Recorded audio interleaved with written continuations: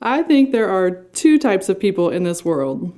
Ones that know exactly how to get where they are going at all times, and those that don't.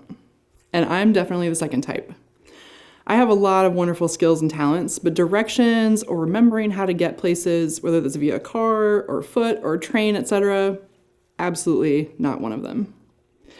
And wouldn't you know it, I'm married to one of those people who has a built-in compass. He can tell which way is north or south at all times, and we've had some interesting discussions/arguments about why I can't remember how to get to Betty Lou's house that we went to one time in 1992. But he could totally get there without a map because he went there one time. Or sometimes the ball fields that we go to 20 times last summer. If I'm not driving, I'm sightseeing. I'm terrible at remembering directions. I'm also terrible at mazes. I can't remember the path I've walked. I can't remember if I turned right or left. I don't even know sometimes which way is right or left. And if I hit a dead end, it's like starting all over from ground zero. I need landmarks. I need a map. Maps and GPS are really great tools for getting us where we want to go in the physical world. But sometimes we need other ways of navigating through all of life's questions. And one of those ways to guide life's questions is the practice of discernment. We've been talking about that a lot more over the last several years. Discernment is the practice of seeking and following the movement of the Spirit, trying to be faithful to God's vision for our lives and the world. Embracing a habit of discernment in our personal and communal lives isn't really about adding one more thing to do.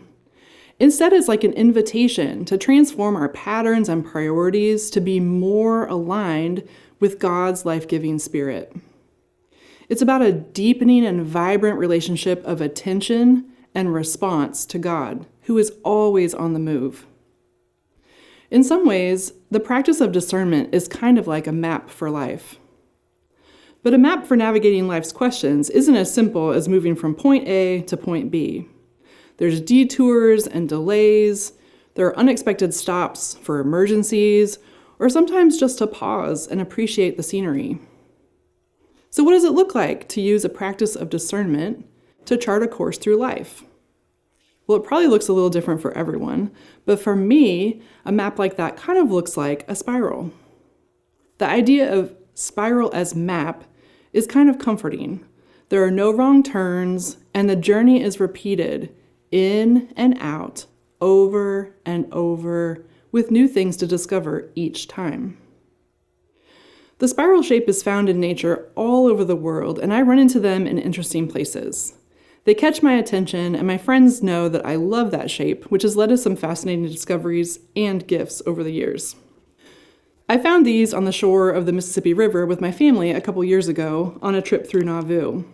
There were hundreds and hundreds of these tiny little empty shells along the shore, and I couldn't resist picking some up and bringing them home.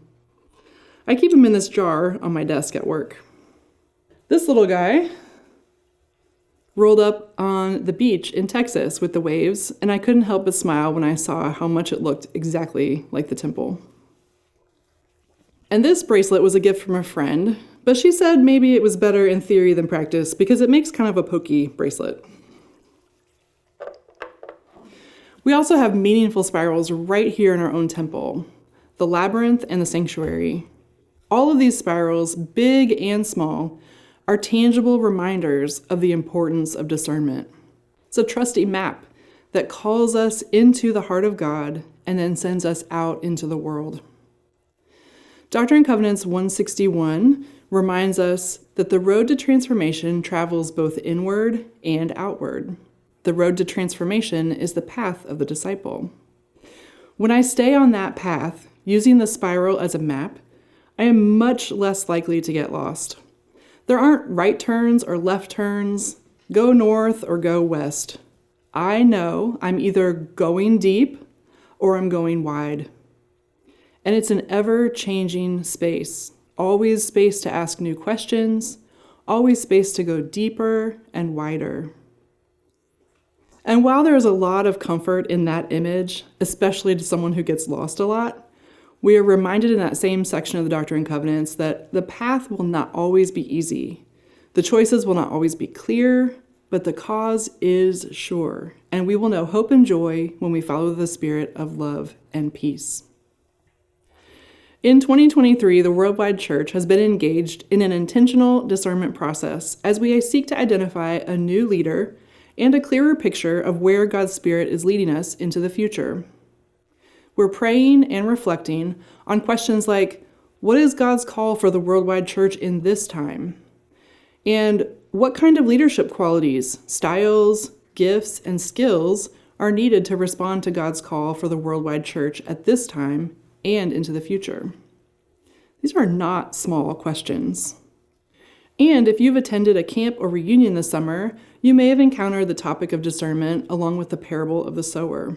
It's a really great metaphor for the conditions that we find in and around us as we discern together. In Matthew chapter 13, Jesus tells a story about how some of the sower's seeds fell on a path and birds came to eat them, and other seeds fell on rocky ground and they didn't form deep roots, so they were scorched when the sun came out. Still other seeds fell among thorns, and they were choked out by weeds. But other seeds fell on good soil, and they brought forth grain, some 100-fold, some 60, and some 30. This parable raises good questions about what the ground of our lives feel like right now. Sometimes we can get busy or stuck on the surface of things and forget to think about what really matters. Without places of depth in us, the seeds of deep life can get washed away or eaten by birds. And other times, it can feel like there are boulders or barriers. Sometimes we feel scorched and withered, and it's really hard when we can't take care of ourselves and can't sustain the things that we want to grow in us. And other times, it's too many crowds that choke out who God invites us to be. Too many opinions, too many voices, too much happening at school, in our lives, at home, in the world. We thrive when we have the space to discover who we really are and let God tend our lives. As we join with members and friends around the world in ongoing discernment about the future of our faith movement, I keep thinking about snippets from World Conference this past April. There was so much good soil. Songs and prayers in languages other than my own. Voices raised in concern on topics from a vastly different context than mine. There was love and laughter that erased barriers, conversations and listening. So many friends traveling together on the path, inward and outward. Coming together and then going home. Seeds that fell on good soil and are creating a plentiful harvest. Finding answers to life's questions, both big and small, are not always easy. Sometimes we get stuck, or lost, or burned out. Other times our efforts yield little tiny harvest, and sometimes we're overwhelmed by the bounty before us. But no matter what, we belong to a community that journeys together with each other and with an ever-present God. May we continue to engage life's questions through discernment and follow the map that leads us deep into the mystery and love of God and out into God's big, wide world, over and over and over again. Amen.